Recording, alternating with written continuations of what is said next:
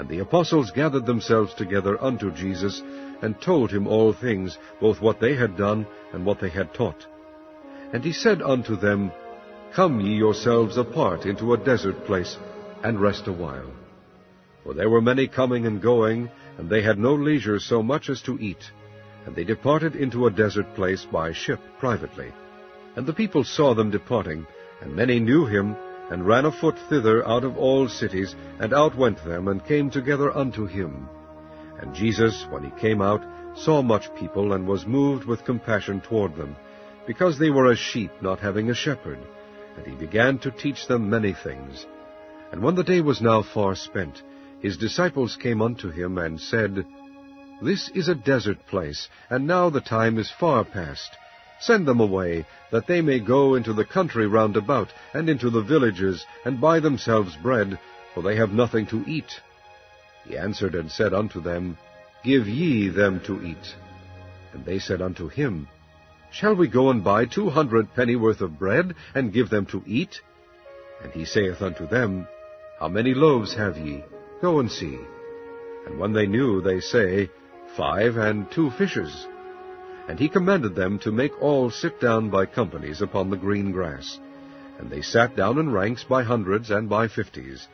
And when he had taken the 5 loaves and the 2 fishes, he looked up to heaven, and blessed, and brake the loaves, and gave them to his disciples to set before them. And the 2 fishes divided he among them all. And they did all eat, and were filled. And they took up 12 baskets full of the fragments and of the fishes.